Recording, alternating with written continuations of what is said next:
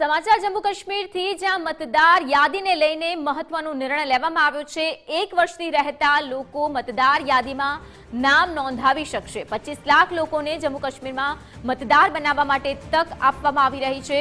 ચૂંટણી પંચના નિર્ણય સામે નેશનલ કોન્ફરન્સ જો કે નારાજ છે, પરંતુ આ મહત્વનો નિર્ણય કહી શકાય। ઉલ્લેખનીય છે કે 2023ની શરૂઆતમાં લગભગ જમ્મુ કાશ્મીરમાં જ્યાં मतदान योजाई शके छे तेवी संभावनाओं छे, परंतु ते पहला महत्वपूर्ण निर्णय मतदार यादी ने लईने मोटो निर्णय। 1 वर्षथी रहता लोको मतदार यादीमां पोतानुं नाम नोंधावी शके छे। जम्मू कश्मीर की राजनीति में एक नया मोड़ देखने को मिल रहा है। अभी तक जो नियम था उस नियम को अलग करते हुए, तोड़ते हुए चुनाव आयोग ने कुछ महत्वपूर्ण फैसले लिए हैं। उस फैसलों के अनुसार 1 साल से ज़्यादा समय तक जो भी नागरिक जम्मू कश्मीर में रह रहा है उन्हें वहाँ पे मतदान करने का पूरा हक जो है वो दिया गया है। उसके अलावा इससे सबसे बड़ी बात जो होगी वो 25 लाख वोटर्स की बात है, जिन्हें अधिकार होगा मतदान करने का।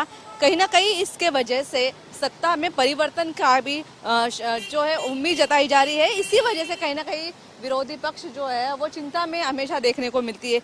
कुछ मुद्दे जो महत्वपूर्ण हैं उसमें कुछ डॉक्यूमेंट्स बताए गए चुनाव आयोग ने, जो देना ज़रूरी कहा जा रहा है। इन चुनाव आयोग के इस फैसले के अनुसार जो महत्वपूर्ण डॉक्यूमेंट्स है उसमें आधार कार्ड, 1 साल से ज़्यादा का पानी का बिल, और किराए पे अगर आप रह रहे हैं तो रेंट एग्रीमेंट, ऐसे कुछ जो डॉक्यूमेंट्स हैं वो बेहद इंपॉर्टेंट माने गए हैं, जो आपको सबमिट करने होंगे। उसके बाद ही वोटर लिस्ट में नाम आएंगे। लेकिन इसके कारण कहीं ना कहीं कह सकते हैं कि जो विपक्ष का आरोप है वो होता जा रहा है कि ये बीजेपी की पूरी तरीके से चाल है कि किसी भी तरीके से जो वहाँ पे लोकल वो पार्टीज़ है उनको तोड़ने की कोशिश कही जा रही है और उसी की तैयारी की जाए। लेकिन अगर सोचा जाए तो ये अधिकार पूरे देश के नागरिकों के पास है कि एक राज्य से अब वो अपना वोटिंग का अधिकार हटा के दूसरे राज्य में जो है वो दे सकती है, और वही अधिकार यहाँ पे भी दिया गया है। और भी कुछ बदलाव किए गए हैं यहाँ पे। वो एक महत्वपूर्ण बदलाव, इसका मतलब है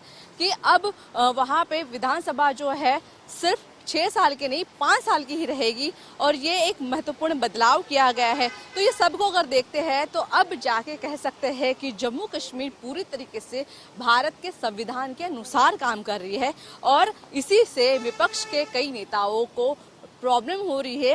इसका रीज़न भी ये है कि अभी तक जो सीटें थी वो भी काफ़ी कम थी, वो भी बढ़ाई गई है। 90 विधानसभा सीट जो है वो होने वाली। तो कुल मिला के अगर देखेंगे तो काफ़ी बड़ा बदलाव जम्मू कश्मीर के विधानसभा चुनाव से पहले दिखाई दे रहा है। कैमरामैन गौरव सक्सेना के साथ वैशाली, गुजरात फर्स्ट न्यूज़, दिल्ली।